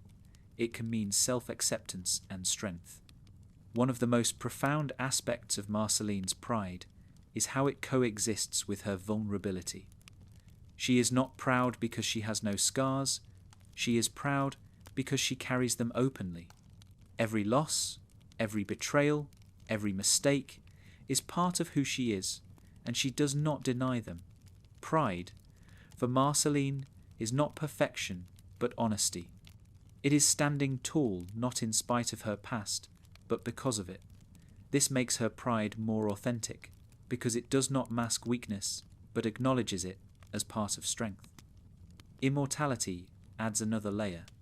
Across centuries, Marceline has seen cultures rise and fall, values shift, identities questioned. Through it all, her pride is what grounds her. It gives her continuity, reminding her that even as the world changes, she remains herself. She takes pride in her resilience, in her ability to endure without losing her sense of identity. This continuity is vital. Without pride, immortality might reduce her to drifting endlessly, but with it, she has an anchor. Marceline's pride is also communal. By embracing her complexity and refusing to apologize for it, she becomes an example to others. Her confidence inspires Finn, challenges Bubblegum, and even unsettles her father. She shows that pride is not selfishness, but empowerment, that owning who you are can create space for others to do the same. Her pride is contagious, reminding those around her that they too can live without shame. Of course, pride is not without its costs. Marceline's pride sometimes makes her stubborn, unwilling to admit when she is wrong or when she needs help. It can isolate her, reinforcing the very loneliness she tries to escape. But these flaws do not erase the value of her pride. They reveal its complexity. Pride can protect but also distance, empower but also limit. Marceline's story shows both sides, making her pride as flawed and human as any of her other emotions. The philosophy of pride in Marceline's life is simple yet profound. To exist fully as yourself, without apology, is an act of power. Pride is not denial of pain, but acceptance of it, not arrogance but dignity, not selfishness but survival. For Marceline, pride is the culmination of her journey, from a frightened child in the ruins of the world to a confident immortal who knows her worth. In the end, Marceline's pride is the fire that keeps her alive. It allows her to laugh at her enemies, to love without shame, to sing her truth, and to stand against anyone who would diminish her. It is not a mask, but a declaration. I am who I am, and that is enough. And in a world as fractured and uncertain as that declaration is not just survival, it is victory. If pride is Marceline's declaration of strength, then sadness is the quiet truth she often hides. Unlike anger, which bursts outward, or joy, which glows brightly, her sadness runs beneath the surface, steady and constant. It shows itself not in dramatic displays, but in her songs, in the tone of her voice, in the way she sits alone when no one is watching. Sadness, for Marceline, is not weakness. It is part of her humanity. It is the echo of everything she has endured, and the thread that ties her emotions together. Marceline's sadness begins, as so many of her emotions do, with loss. The Mushroom War stole her childhood, stripping her of security and innocence. Wandering the ruins of the old world as a child, she learned what hunger, fear, and isolation felt like, long before she should have. The absence of her mother, the fading of humanity, and the devastation around her all became seeds of sadness. Even when she laughs centuries later, that sadness lingers, the memory of a child who grew up too fast, carrying scars that time could not erase. Simon embodies this sadness more than anyone. The love he gave her was real, but so was the pain of his transformation. To Marceline, Simon's descent into the Ice King was not just grief, it was sadness stretched across centuries. Each time she looks at him, she feels the sting of recognition. The man she loved is still there, but unreachable. That bittersweet mixture, love tied to loss, is one of her deepest sources of sorrow. Unlike grief, which speaks to the finality of loss, sadness for Marceline is ongoing, a low hum that never fades because Simon's presence never disappears. Her father, Hunson Abadir, is another root of her sadness. Anger often defines their relationship, but beneath it lies sorrow. Marceline's rage at him is fueled by the sadness of what she never had.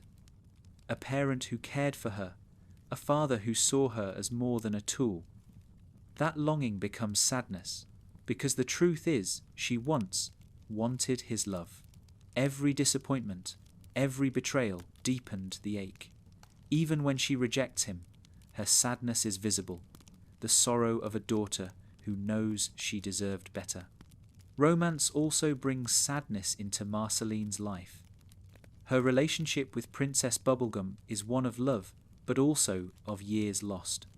During their estrangement, Marceline's sadness was not just heartbreak, but regret.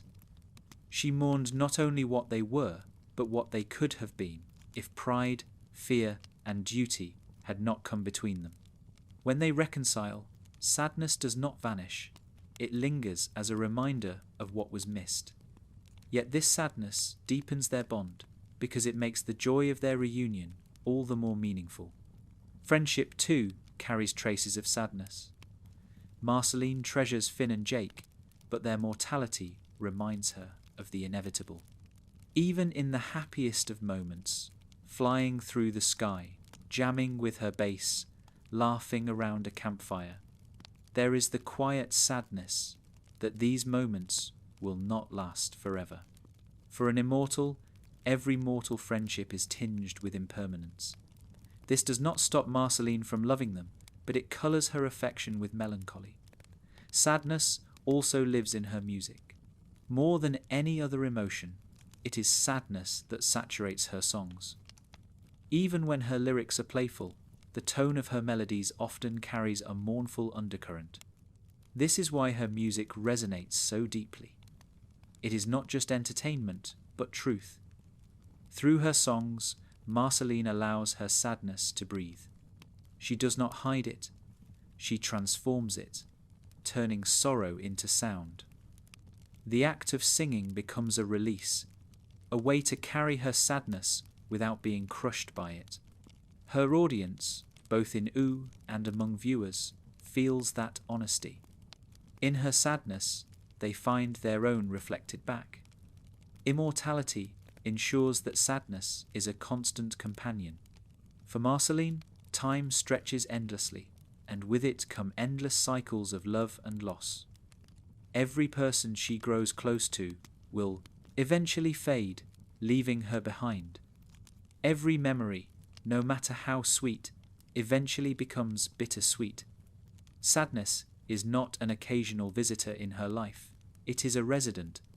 Yet what makes her remarkable is that she does not let it consume her. She lives alongside it, acknowledging it without surrendering to it. Her sadness is also tied to identity. As half demon, half human, and vampire, Marceline sometimes feels she does not fully belong anywhere. That sense of being caught between worlds fuels a quiet sorrow. She is proud of her complexity, but pride does not erase the sadness of not fully fitting in. This loneliness, disguised by humour or bravado, is sadness in another form. The ache of feeling different, of always standing slightly apart from others. There are moments when her sadness is most visible in silence. When Marceline sits alone, holding Hambo, staring into the distance, no words are needed. Her sadness is written in her stillness, in the way she withdraws from noise and company. These moments reveal her vulnerability, the side of her that even friends rarely see. It is a reminder that beneath her confidence, she carries centuries of sorrow too heavy to fully share. Yet sadness, for Marceline, is not only pain, it also shapes her compassion. Because she knows sadness so intimately, she recognizes it in others. This is why she understands Finn's heartbreak, why she sympathizes with Simon's torment, why she sees through Bubblegum's perfectionism. Her sadness allows her to connect with others at their lowest points, offering empathy rather than judgment. In this way, sadness becomes a source of strength, deepening her relationships instead of weakening them. The philosophy of sadness in Marceline's story is that it is inseparable from love. To feel sadness is to have cared, to have valued something enough to mourn its loss. Marceline does not see sadness as shameful. She embraces it in her music, in her honesty, in her moments of vulnerability. By doing so, she teaches that sadness is not something to hide, but something to share, because in sharing it, we find connection. What makes Marceline's sadness unique is how it coexists with her other emotions. She is not defined only by sorrow. She is also joyful, proud, angry, loving. But sadness adds depth to them all. Her joy is sharper because of her sorrow. Her pride is stronger because of her wounds. Her love is deeper because of her losses. Sadness does not erase her vitality, it enhances it. In the end, Marceline's sadness is not defeat. It is testimony. It says, I have lived, I have loved, I have lost, and I am still here. It is not the absence of happiness, but the presence of memory. Through her sadness, Marceline reveals her humanity more than any other trait. She may be immortal, powerful, and otherworldly, but her sadness is universal. It connects her to every person who has ever missed someone, regretted something, or carried an ache that never fades. And that connection, more than anything, is what makes her enduring. For Marceline, hope is perhaps the most surprising of her emotions. After centuries of loneliness, grief, fear, and heartbreak, one might expect her to become cynical, to see the world only through shadows. Yet Marceline endures because she does not give up on hope. It is not naive optimism, nor blind faith that everything will work out. Rather, her hope is fragile, deliberate, and hard-earned. It is the small light she chooses to carry, even when darkness surrounds her. The earliest seed of hope in Marceline's life came from Simon. In the wreckage of the Mushroom War, when she was a child wandering among ruins, Simon gave her food, comfort, and protection. For a time, she believed that things could be better, that someone cared for her, that love was possible even in the end of the world. When he was lost to the crown, that hope was crushed, but it was never extinguished. Deep down, Marceline carried the memory of what Simon gave her, and it became the foundation for her ability to keep hoping in others, even when she was afraid. Hope is also central to her relationship with Princess Bubblegum. Their story is not only about love, but about the resilience of hope.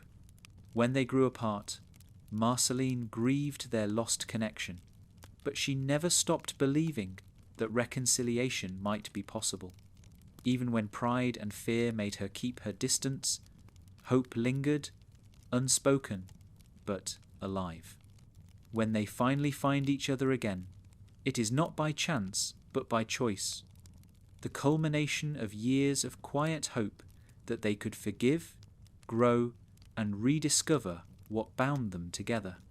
Their love is powerful not just because it exists, but because it survived doubt and distance. With Finn and Jake, Marceline's hope takes another form, the hope of trust. She sees in them the possibility of honest friendship, of bonds unburdened by betrayal. Finn's loyalty, Jake's steadiness, these give Marceline reason to hope that not every relationship will end in loss. Even knowing they are mortal, she dares to believe that the time they share is still worth it. Her hope here is not about permanence, but about meaning. She knows their lives will end, but she hopes the moments they share will leave an imprint strong enough to endure in her heart. Marceline's music is also an act of hope. Every time she sings, she releases her emotions into the world, trusting that someone will hear, someone will understand. Music for her is not just expression, but connection. By putting her heart into her songs, she hopes to bridge the gap between herself and others. This hope is rewarded when her music resonates, when Finn listens with wide-eyed admiration, when Bubblegum understands her lyrics, when even strangers feel the raw truth of her melodies. Music transforms her hope into reality, proving that vulnerability can create bonds across centuries and differences. Her hope also appears in her resilience. Marceline could have given in to despair countless times. She could have let grief paralyze her, let loneliness isolate her, let fear silence her. Yet she chooses again and again to keep moving, to keep laughing, to keep loving. This persistence is a form of hope. It says, "Tomorrow may hurt, but it may also heal. The future is uncertain, but it is worth walking toward." Her immortality, which could have made her numb, instead strengthens her hope, because she knows that no matter how much she has lost, there are still possibilities ahead. Even in her relationship with her father, hope plays a role. Despite all the neglect and disappointment, a part of Marceline still hopes that Hudson might change, might one day recognise her worth, might show her the care he failed to give. She does not depend on this hope, nor does she let it control her, but its presence reveals her depth. Hope is not only for those who deserve it, sometimes it lingers even where it seems impossible, because the heart refuses to give up entirely. Hope also colours her view of Ooh itself. Marceline has lived long enough to see kingdoms fall and rise, to witness destruction and renewal. Despite this, she continues to believe in the beauty of the land, in the resilience of its people, in the possibility of harmony. She joins battles not just to survive, but to protect the hope that Ooh can be more than chaos and war. For Marceline, fighting for Ooh is not about power. It is about keeping alive the possibility of joy, music, and connection. What makes Marceline's hope compelling is its vulnerability. She does not always show it openly because hope means risk. To hope is to admit that you want something, and wanting makes you vulnerable to disappointment. Marceline hides her hope behind sarcasm and bravado, but it reveals itself in small moments, in the way she treasures Hambo, in the way she looks at Simon with longing, in the way she sings with her whole heart. These glimpses show that beneath her tough exterior lies a soul that refuses to give up on the possibility of love and meaning. Her immortality adds both challenge and depth to her hope. For someone who outlives nearly everyone she loves, hope could seem futile. Why trust when you know loss is inevitable? Yet Marceline's hope is not about permanence, it is about persistence. She hopes for new connections, for new songs, for new joys, even knowing they will not last forever. This philosophy turns hope into an act of courage. She chooses to hope not because the odds are in her favour, but because hope itself makes life worth living. The philosophy of hope in Marceline's story is that it is not certainty, but possibility. Hope does not promise that Simon will return, or that bubblegum will never leave again, or that mortals will stay forever. But it offers the possibility that love can endure, that forgiveness is possible, that joy can return after sorrow. For Marceline, that possibility is enough. It gives her reason to keep loving, keep singing, keep trusting, even when fear and grief tell her not to. In the end, Marceline's hope is what makes her enduring. It transforms her from a figure defined only by sadness into someone capable of joy, love, and resilience. It is what keeps her heart open despite centuries of loss. It is what allows her to reconcile with bubblegum, to remain loyal to Simon, to embrace Finn and Jake, to fight for Ooh. Her hope is not naive, it is wise, scarred, and resilient. And that makes it all the more powerful. For Marceline, vulnerability is both her greatest fear and her greatest strength. She has lived 1,000 years, carried grief across centuries, and survived betrayal, neglect, and loneliness. In such a life, it would be easy to close her heart completely.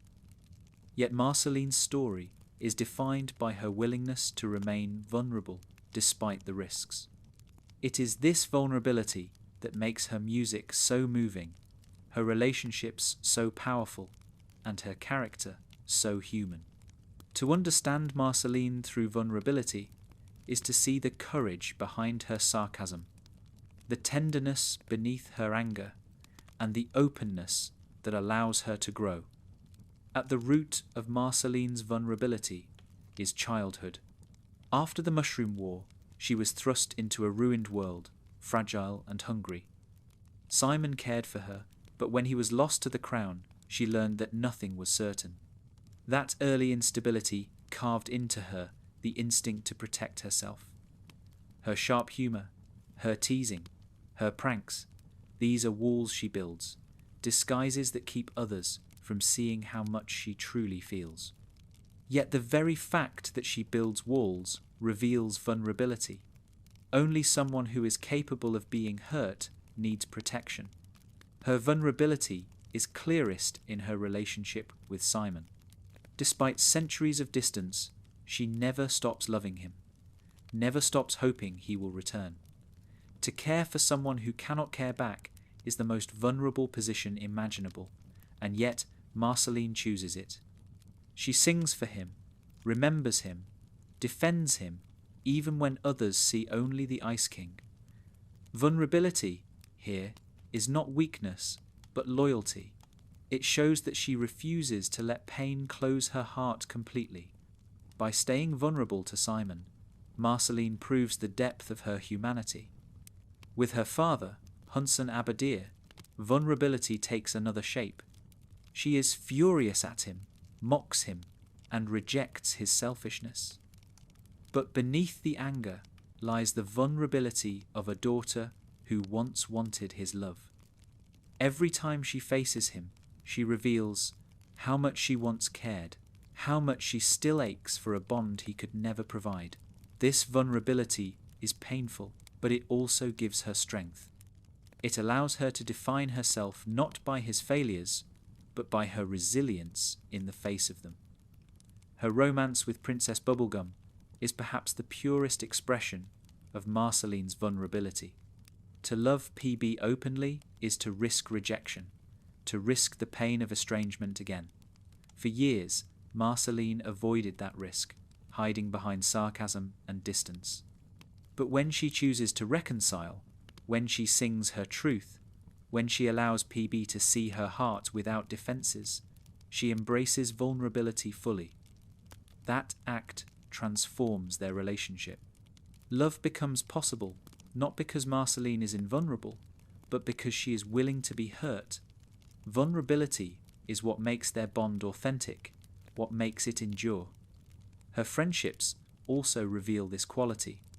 With Finn, she tests him constantly, pushing him with jokes and pranks. When he stays, she allows herself to be vulnerable, showing her softer side, sharing her music, trusting him with her emotions. With Jake, she appreciates his calmness and openness, allowing her to drop some of her defenses. These friendships show that vulnerability is not only about romance or family, but about trust across all relationships. Music is where Marceline's vulnerability shines brightest. Every song she sings is a confession. Whether she is mourning Simon, yearning for PB, or reflecting on her loneliness, her music strips away her defences. On stage, with her axe bass in hand, she is exposed. Her lyrics reveal what she often hides behind sarcasm, the raw truth of her feelings. This vulnerability is what makes her music so powerful. It resonates because it is honest, because it carries no mask. She risks being misunderstood, mocked, or dismissed, but she sings anyway. That act of exposure is the essence of her vulnerability. Immortality makes vulnerability complicated.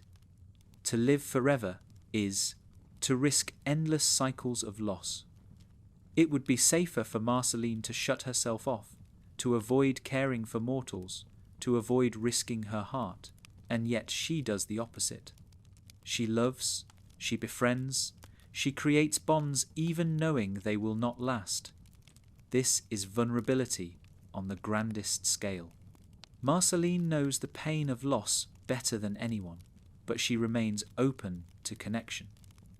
This willingness is not naive, but courageous, showing that vulnerability is a choice she makes again and again. Her role as the vampire queen might suggest strength without softness, but even here, vulnerability persists. Power does not erase her emotions, it amplifies them. She knows others fear her, misunderstand her, or reduce her to a title. To embrace her individuality, to be both queen and friend, both monster and musician, requires vulnerability. She risks not fitting into others' expectations, but she chooses authenticity over pretense. Vulnerability also explains her empathy. Because Marceline knows what it means to be hurt, she recognizes that pain in others. She comforts Finn in his heartbreak, sympathizes with Simon's torment, and understands PB's hidden struggles. Her vulnerability allows her to connect deeply because she does not distance herself from her own wounds. Instead, she uses them as bridges to others. One of the most important lessons of Marceline's vulnerability is that it coexists with strength. She is powerful, fierce, and independent, but she is also open, emotional, and honest. These are not contradictions, they are complements. Vulnerability makes her strength meaningful, and strength makes her vulnerability safe. Together, they define her humanity. The philosophy of vulnerability in Marceline's story is that it is not weakness but courage. To open oneself to love, friendship, and memory after centuries of loss requires bravery greater than any battle. To sing your pain instead of hiding it, to forgive when it would be easier to stay angry, to trust when you could choose isolation. These are acts of profound strength. Marceline embodies this philosophy. Her sarcasm and mischief may protect her, but it is her vulnerability that defines her heart. In the end, Marceline's vulnerability is what makes her unforgettable. She is not just the vampire queen, not just the immortal wanderer, not just the mischievous prankster. She is someone who dares to feel, who dares to be hurt, who dares to be seen. And in a world as fractured as Ooh, that vulnerability is revolutionary. It shows that true power does not come from walls, but from openness. And it proves that even after 1,000 years, even after countless scars, Marceline's heart is still alive, still beating, still willing to break if it means being real. If anger is Marceline's fire and grief her shadow, forgiveness is the cooling rain that allows her to heal. For someone who has lived through betrayal, neglect, and heartbreak, forgiveness is not easy. It does not come quickly, nor does it erase the pain she has carried. But across her life, Marceline shows that forgiveness is possible even after centuries of hurt. It is never about forgetting or pretending the past did not happen. It is about choosing to move forward without being chained by bitterness. Forgiveness, for Marceline, is one of the most difficult but also most transformative emotions she embraces. Her relationship with her father, Hunson Abadir, illustrates this best. As a child, Marceline longed for his love, only to be met with neglect and selfishness. Her anger at him was justified, her disappointment unshakable. For much of her life, she defined herself in opposition to him, refusing to follow his path or accept his dominance. Yet beneath the anger was always the unspoken wound of wanting his affection. In time, Marceline begins to let go of the weight of that resentment. She does not forgive him by excusing his failures. She forgives by accepting that he will never be the father she wanted. Forgiveness, in this case, is not reconciliation in the traditional sense. It is peace with imperfection, the release of the hope that he might change, and the decision not to let his neglect define her worth. Simon presents another, more complex story of forgiveness. The crown took him from her, transforming the loving protector of her childhood into the erratic Ice King. Marceline could have turned her grief into hatred, resenting him for abandoning her, for leaving her alone in the ruins of the world. Instead, she never stops loving him. Forgiveness, here, is not about excusing what happened, but about understanding. Marceline recognizes that Simon was not in control, that his disappearance was a tragedy, not a betrayal. By forgiving him, she honors the man beneath the madness keeping his memory alive even as the Ice King continues to wander. This forgiveness is perhaps the most profound in her life, because it allows her to carry love instead of bitterness, even across centuries of loss. Her romance with Princess Bubblegum is also shaped by forgiveness. Their history is marked by conflict, estrangement, and misunderstandings. Marceline's pride and PB's rigidity pulled them apart, leaving wounds that lasted for years. Yet when they reunite, it is not by ignoring the past, but by forgiving it. Marceline forgives PB for the time she pushed her away, for choosing duty over intimacy, for hiding behind perfection instead of vulnerability. In turn, PB forgives Marceline for her sharp words, her distance, her difficulty in opening up. Their love is not perfect, but it endures because they forgive each other's flaws. This mutual forgiveness transforms their relationship from fractured to enduring, proving that love is strongest when it carries the ability to heal. Even her friendships with Finn and Jake require forgiveness in smaller ways. Marceline teases and tests them, sometimes pushing too far, while they occasionally fail to fully understand her complexities. But rather than letting these moments become barriers, she forgives. She allows mistakes to pass, recognizing that friendship is not about perfection, but persistence. Through forgiveness, she deepens these bonds, showing that even small wounds can heal if trust and care outweigh them. Forgiveness also extends to herself. Marceline has lived long enough to make mistakes, to hurt others, to say things she regrets. Her sharp tongue and fierce independence sometimes push people away. Her battles and choices sometimes weigh heavily on her conscience. Part of her growth is learning to forgive herself, to acknowledge her flaws without letting them consume her. This self-forgiveness is vital, because without it, she would remain trapped in cycles of guilt. By forgiving herself, she finds the freedom to keep growing, to keep opening her heart. Her music reflects this philosophy. Many of her songs begin as confessions of pain or anger, but they often carry undercurrents of release. In singing, she lets go of bitterness, transforming it into sound that others can share. This act is itself a form of forgiveness, not forgetting the wound, but choosing to release the venom. Through music, she models how forgiveness can be both personal healing and communal connection. Immortality adds weight to forgiveness. When you live forever, grudges could last eternally. A single betrayal could fester for centuries. Yet Marceline shows that forgiveness is necessary precisely because time is endless. Carrying anger forever would poison her life. By forgiving, she frees herself to keep living, to keep loving, to keep finding joy. This does not mean she forgives everything or everyone. It means she chooses carefully, forgiving when it allows her to grow rather than be shackled. One of the most powerful aspects of Marceline's forgiveness is that it does not erase the truth.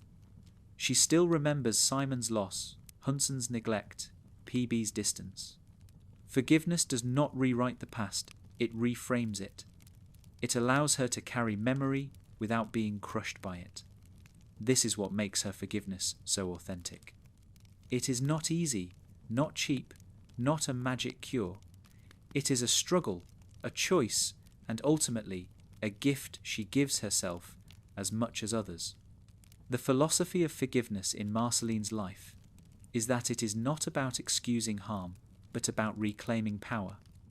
When she forgives, she chooses not to let anger or sorrow define her.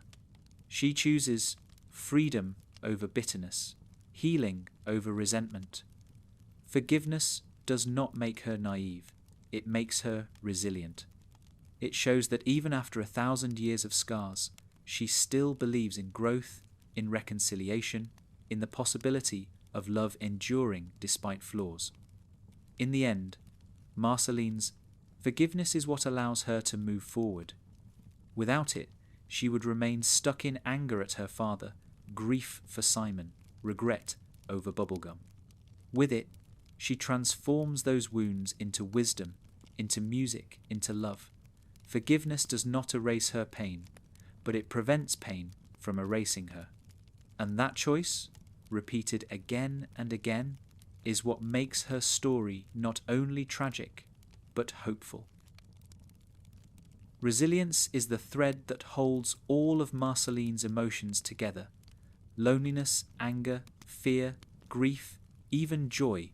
None of these would mean as much without the resilience that carries her through them.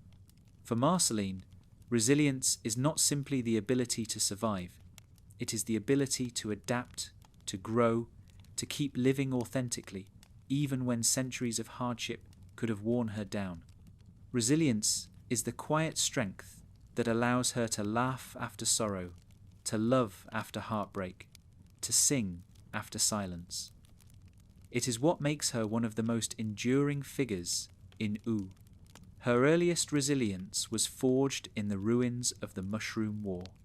As a child wandering the wasteland, Marceline learned quickly how to endure hunger, danger, and loss. Simon's protection gave her temporary relief, but when he was taken from her by the crown, she had to learn to stand alone. Many would have broken under that weight. Marceline did not. She carried her pain forward, shaping herself into someone who could survive without abandoning her humanity. That balance, strength without numbness, is the core of her resilience. Resilience is also tied to her immortality. Living forever means facing loss over and over again. Friends age, kingdoms fall, memories fade. Yet Marceline continues to open her heart. She allows herself to feel, even when it hurts, because resilience is not about avoiding pain, but carrying it. She learns not to run from sorrow, but to coexist with it, to turn it into music, humour, and love. This is resilience at its deepest, the choice to remain alive inside when eternity could so easily make her hollow. Her relationship with Simon demonstrates this resilience clearly. Losing him to the crown could have broken her completely. Instead, Marceline honours his memory, carrying his love with her across centuries. She sings about him, remembers him, refuses to let the Ice King erase who he once was. This resilience does not erase her grief, but it prevents grief from erasing her. It is the strength to hold on to love even when the person is gone, to transform sorrow into song rather than silence. With her father, resilience takes another form. Hunson's neglect and selfishness could have left Marceline bitter and cynical. Instead, she chooses to define herself against his failures. She resists his influence, refuses his dominance, and builds her own identity independent of his approval. This resilience allows her to take the wound of a broken parent-child relationship and turn it into independence. She does not need his validation. She has found strength in surviving without it. Her romance with Princess Bubblegum also highlights her resilience. Their estrangement hurt deeply, but Marceline did not let it stop her from loving. She carried her feelings quietly, waiting, hoping, and eventually reconciling. Resilience here is not only endurance, but patience. The ability to let love return after years of distance. To forgive, to open up again, to trust PB despite past pain is resilience in action. It shows that she does not let one wound dictate her entire future. Resilience is visible in her friendships as well. With Finn and Jake, Marceline learns to embrace companionship without letting the fear of impermanence consume her. She knows they will not live forever, yet she treasures their company anyway. That choice is resilience, to embrace joy even knowing it will end, to laugh with friends even with the shadow of loss overhead. Through them, she proves that resilience is not just about survival, but about living fully in the present. Her music embodies resilience more than anything else. Every note she plays, every lyric she sings, is an act of survival transformed into art. Music is how she processes her wounds without letting them destroy her. It is how she takes grief and turns it into melody, fear and turns it into rhythm, joy and amplifies it into song. Music is her resilience made audible, a constant reminder that even the darkest emotions can be given shape and meaning. Even her identity as the vampire queen reflects resilience. She did not choose vampirism, it was thrust upon her. Yet she embraced it, transforming what could have been a curse into part of her power. Instead of rejecting her nature, she integrated it, making resilience not only emotional but physical. Her ability to survive battles, to withstand centuries, to live with contradictions of demon, human, and vampire blood, is resilience embodied. She is not fractured by her identities, she is strengthened by them. Resilience is also communal in her story. Marceline inspires others through her strength. Finn learns from her persistence. PB respects her endurance. Even Jake admires her adaptability. She becomes a model of how to face hardship without giving in to despair. Her resilience does not isolate her, it ripples outward, giving others courage. This is part of her legacy. She shows that resilience is not only personal but shared, something that strengthens communities as much as individuals. One of the most important truths about Marceline's resilience is that it is not the absence of struggle. She cries, she mourns, she doubts herself. She feels every wound deeply. But resilience means she does not stop there. She keeps going, keeps feeling, keeps living. This makes her strength more real than if she were unshaken. Resilience is not invulnerability. It is vulnerability carried forward. Marceline demonstrates that it is possible to be both deeply wounded and deeply strong. Immortality, again, magnifies this quality. When the weight of centuries presses down, resilience becomes not just a trait, but a necessity. Marceline adapts to new eras, new people, new worlds, without losing herself. She does not stagnate or retreat into numbness, she evolves. Her resilience is not static, but dynamic, allowing her to thrive in a world that constantly changes. The philosophy of resilience in Marceline's life is that endurance alone is not enough. To survive without joy, love, or connection would be meaningless.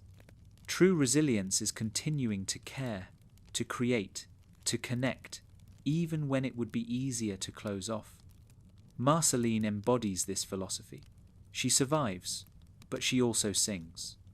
She grieves, but she also loves. She fears, but she also hopes.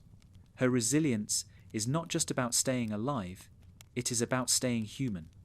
In the end, Marceline's resilience is what defines her most enduringly. She is not unbreakable, but she refuses to stay broken. Every scar becomes part of her strength, every song a testament to her survival, every relationship proof that she has chosen connection over isolation. Through resilience, Marceline teaches that strength is not about never falling, but about always rising again. And for someone who has lived 1,000 years, her resilience is the reason she is still here, still laughing, still loving, still singing her truth. Throughout Marceline's long life, she has wrestled with loneliness, love, anger, fear, joy, grief, nostalgia, trust, pride, sadness, hope, vulnerability, forgiveness, and resilience. Each of these emotions reveals a different side of her, a different note in the song of her existence. yet none of them stand alone. They weave together, intersecting, contradicting, and complementing one another. What emerges from this complexity is harmony. Not perfection, not peace without struggle, but a balance where every emotion has its place. Harmony, for Marceline, is the culmination of her philosophy of emotion, the ability to exist as a whole, flawed, multifaceted being who embraces every part of herself. Marceline's harmony is not about erasing pain. She still grieves Simon, still feels anger toward her father, still carries sadness from her childhood. But these emotions do not overwhelm her because they exist alongside joy, love, and hope. Her harmony comes from acknowledging them all, refusing to silence any one part of her. In this way, Marceline embodies the truth that harmony is not the absence of conflict, but the integration of it. To be whole is to be complete with contradictions. Her relationship with Simon is central to this balance. For centuries, grief dominated her feelings for him. Yet over time, Marceline found harmony by accepting both the sorrow of his loss and the joy of their bond. She does not deny the pain of seeing him transformed into the Ice King, but she also treasures the love he once gave. This duality is harmony, carrying both grief and gratitude in the same heart. When she sings for Simon, it is not only mourning, it is celebration, remembrance, and love all at once. Her bond with Princess Bubblegum also reflects this balance. Their relationship began with closeness, fractured into conflict, and finally reconciled into lasting love. Harmony here does not mean their story is without tension. PB is still pragmatic and duty-bound, Marceline still fiery and emotional. But their harmony lies in the way these differences complement one another. Bubblegum tempers Marceline's impulsiveness, while Marceline softens Bubblegum's rigidity. Together, they form a relationship that is richer because it integrates conflict rather than erasing it. Harmony, in this case, is not uniformity but coexistence. Even with her father, harmony emerges in an unexpected way. Marceline does not forgive Hudson by pretending he was the parent she needed. Instead, she finds harmony by accepting the truth. He failed her. He will never be what she wished. And yet she does not have to let that define her life. By balancing anger, sadness, and acceptance, she finds peace. This is harmony at its most personal, not reconciliation with him, but reconciliation within herself. Her friendships with Finn and Jake show another aspect of harmony. With them, she balances her immortality with their mortality. She knows they will not last forever, but she chooses to treasure the moments they share. The laughter, the adventures, the music, all of it becomes part of her harmony, proof that fleeting bonds are still meaningful. Through them, Marceline learns that harmony is not about permanence, but about presence, about embracing each moment as part of a larger song. Music itself is the clearest expression of Marceline's harmony. Every song she sings contains layers, joy and sorrow, love and fear, anger and forgiveness. Her voice carries contradictions, yet they blend into something beautiful. Music allows her to take emotions that might seem irreconcilable and transform them into art where they coexist. This is harmony in its purest form, the ability to hold everything at once and make it resonate. Her identity as half demon, half human, and vampire is also a lesson in harmony. For much of her life, Marceline struggled with these contradictions, fearing rejection and feeling caught between worlds. But over time, she embraces to them all. She is not one thing, but many, and that multiplicity is her strength. Harmony, for her, is not choosing one identity over the others, but accepting all of them. She is demon and human, vampire and musician, queen and friend. The harmony of her identity mirrors the harmony of her emotions, not simple, not tidy, but whole. Immortality, too, demands harmony. To live forever means carrying endless loss, but also endless possibility. Marceline balances these truths by neither denying sorrow nor rejecting joy. She knows grief will come again, but she also knows laughter will return. Harmony allows her to live in this rhythm, to accept that eternity will always hold both shadows and light. In this sense, her entire existence is a song of harmony, a balance of extremes that never cancel each other out, but create something richer together. Harmony is also visible in how Marceline influences others. She is not only shaped by her emotions, she shapes the emotional growth of those around her. Finn learns empathy and depth through his bond with her. Bubblegum learns to soften and accept imperfection. Simon's humanity is remembered because of her. Even Hudson, in his limited way, is forced to confront his failures through her presence. Marceline's harmony radiates outward, teaching others that to be whole is to accept complexity. What makes Marceline's harmony profound is that it is not static. It is not a permanent state she reaches and never leaves. It is a constant process, a song always being played, sometimes dissonant, sometimes beautiful, but always evolving. Harmony for Marceline is about balance in motion, not a fixed end.